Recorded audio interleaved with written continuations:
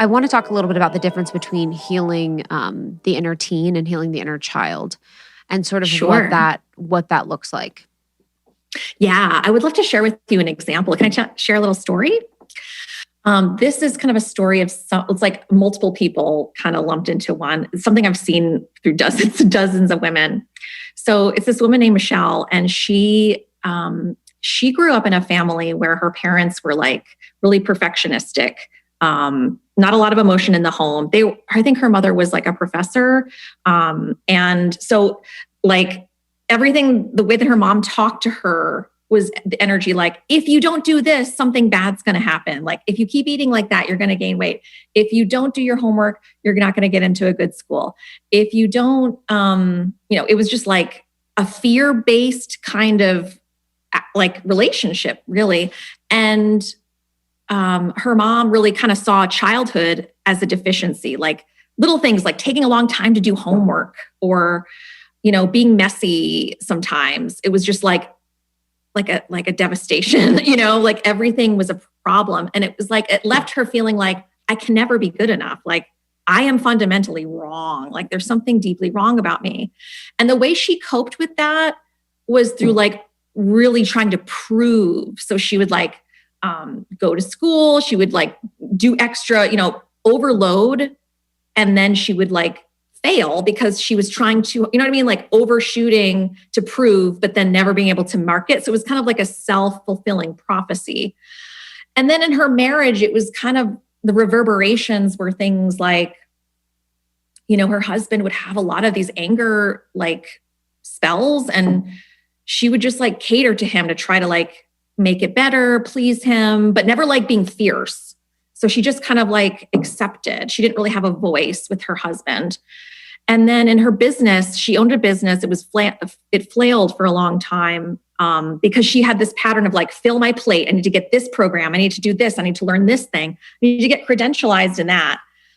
And so it was just this constant swing between I'm not good enough, so I have to overcompensate, but then I'm overwhelmed. Then I react to that, so she was just kind of on this roller coaster.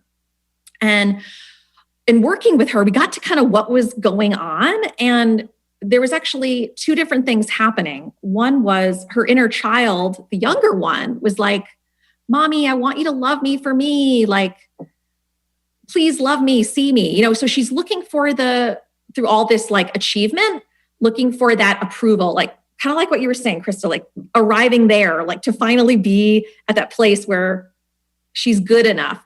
But another thing was also happening, which was the teenager had a totally different experience while all this was happening.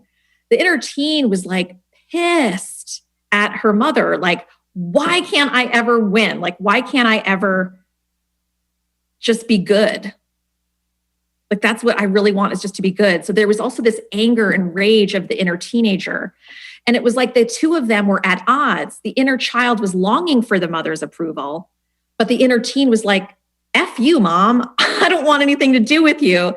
So there was like this push-pull where the two inner parts were kind of at odds with one another. So in our work together, we kind of got clear on these two different things that were happening and really giving each kid a different thing from her as her adult self, right? So I talk about this process called validate, differentiate, where we validate the emotions, whatever they are, of the inner child. And then we differentiate, which is meaning that we kind of differentiate the past from the present, because a lot of what's driving the tension with the inner parts is that they're operating on a false conclusion of what will help them feel safe. They're looking for regulation. So they have different needs. So it was a matter of kind of working with both parts at once, but giving them two different kind of developmentally appropriate messages of what they needed. So for the inner child, the younger one, it's about nurturing. It's about affirming her goodness, her lovability, no matter what, differentiating that whatever mom treated us, her, inability to accept us for who we were, that's really her stuff. It actually never had anything to do with you. With the inner teen, rebelling against that constant control, the message that Michelle needed to give her inner teen was like, I respect you. And yeah, your rage is 100% legit and makes total sense. You have every reason to be angry, right? So really listening to the inner teen and validating that rage. So in so doing, different things with each part over time, and this doesn't have to take a ton of energy, but it has to be consistent. The two, they calm down and they start to feel more integrated. So there's less of a need to reactively compensate with creating problematic habits on the outside as well. Does that make sense? Mm-hmm. Yeah, I really relate to that because I do feel like when I think about it, it's like I know deep down that I want love and acceptance, but then there is the layer of the rage, I don't give a fuck part. So it is like the two parts. It's like the younger self wanting to be seen, wanting to be acknowledged, wanting to, just receive love and attention. And then the point in my teens where I was like, oh, fuck this. It's like, this absolutely is not working. So. And that's wisdom. Yes. Yeah. Yes. That's wisdom because you could see the F that vibe is on point because you could see, you probably could see the lack of integrity in people around you. You could see that some things were not in your best interest, but you were being told that they were, you can see through the BS, but you're not given the like latitude or autonomy to necessarily act on that. Yeah. And it's almost like as a child, you are operating out of, I need to survive. And so it's like, I need the love, the safety, the nourishment, the shelter, and then you differentiate yourself a bit as a teen where I think you're just, the consciousness is coming more and more online of like, oh, my parents are people, it's like I am an individual and this reliance on them becomes less and less for like a survivability aspect. Totally. So I can see just there's so much friction there because by society's standards and family rule standards, you're still under, quote, their roof.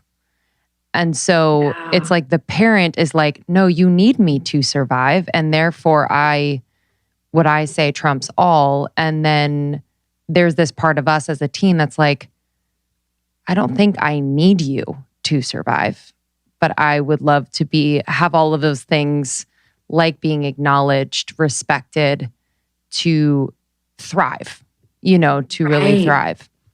Totally. It's like the teen they do need nurturing, but they really do also need respect and autonomy and a voice. So even if the teen's ideas are, they